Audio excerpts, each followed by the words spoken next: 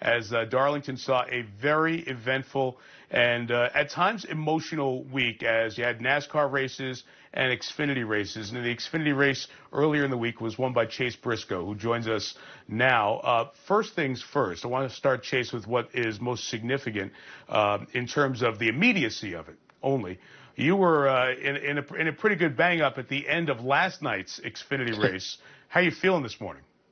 Yeah, we had a guy right in front of me blow a motor, and so oil was all over the racetrack. And when that happens, it's like hitting ice. So I went straight into the wall, and definitely a lot harder hit than I was expecting. That'll obviously welcome you back to racing. That's the highs and lows of what happens in our sport. And, that's part of it. So try again on Saturday at Bristol. Yeah, it was weird. I got back home and I was watching the race last night. I saw you moving up the pylon. I'm like, good. Briscoe's going to win back-to-back Xfinity races, and he's going to be on with us. This will be great. And then a tire got loose in your pit stall, but you kept the guys calm on the radio.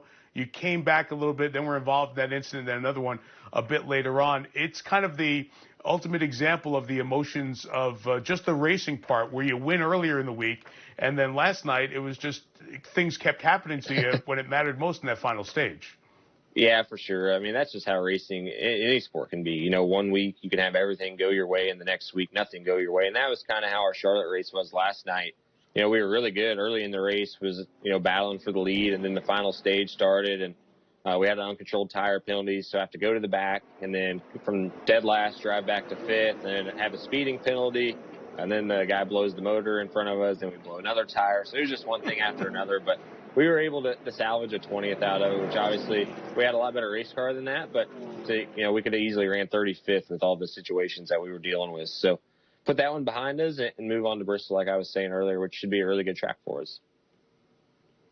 That's next for the Xfinity Series. Last Thursday, you beat Kyle Busch. Kyle Busch, who won yesterday, by the way. Another Xfinity win. He's closing in on 100 there. But last Thursday, you beat him. But that wasn't even the story. It was such an emotional time. You and your wife, Marissa, had found out a couple days before that you lost your unborn child.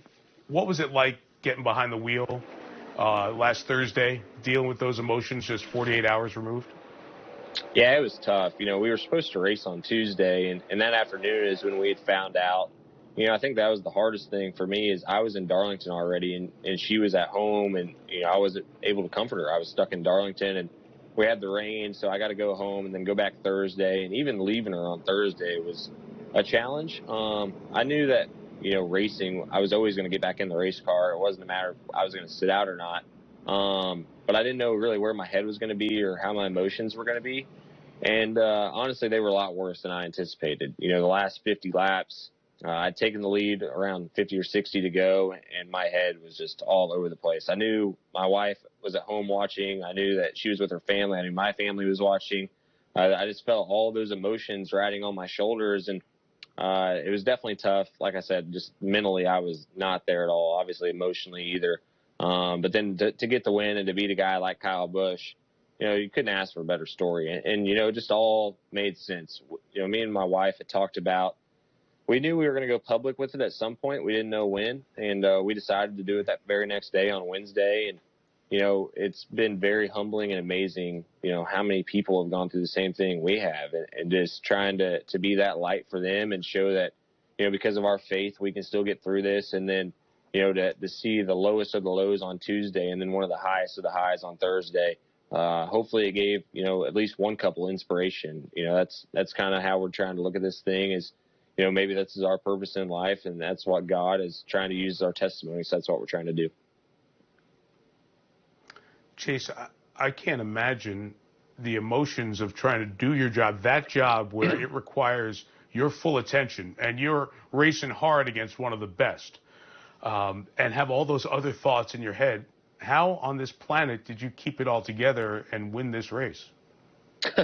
Well, like I was saying, I truly feel like God was driving the race car. I mean, those last 8 or 9 laps specifically, I don't really even remember. And the stuff that happened in those last even 2 laps, in turns 1 and 2, me and Kyle go in side by side, and I got in the wall, and in any other situation, you get in the wall in our cars and it slows you down. And it seemed like I hit the wall and gained speed almost. So, like I was saying, with 50 to go, I was in tears driving the race car, was not even thinking about what was going on. There were so many times I thought I would hit the wall, and then my car would just stop. It was like I'd get an inch from the wall, and it would just catch me, and I wouldn't hit it. So there were just so many things that went right in that race, between cautions coming at the right time, our pit stops, and just so many things. So it was definitely meant to be that day, and obviously it wasn't meant to be last night, but that's okay.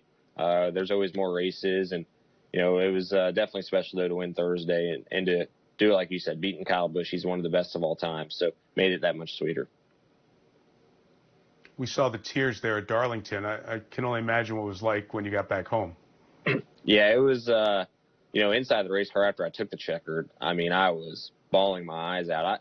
My wife will tell you that I'm not the most emotional guy. I really hold my emotions in and don't really show them. So I felt like, right after I won, that was finally my time to just let everything, I'd been holding so much in to that moment. And then finally to just be able to let them go. And then in victory lane, obviously, there was still some tears rolling, but yeah, getting home was, really good for both of us. I think it kind of really lifted both of our spirits up. A win, yeah, it's great to win, but, we just needed something in our life to kind of turn things around. And, like I was saying earlier, it made it feel like our purpose in life was kind of revealed in the steps that we're going to take to get through this. So, it's, like I said earlier, it's been literally incredible, the amount of people that have reached out to us and, said they were going through the same things. And hopefully, like I said, we can just be helping. If we can just help one couple, it's been all worth it.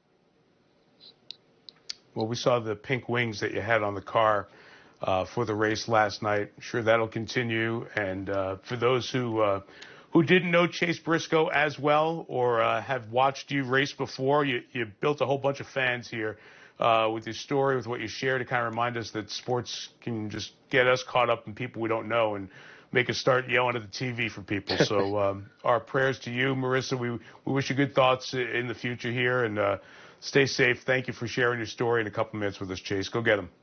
Yeah, thank you. Thanks for having me. Appreciate it.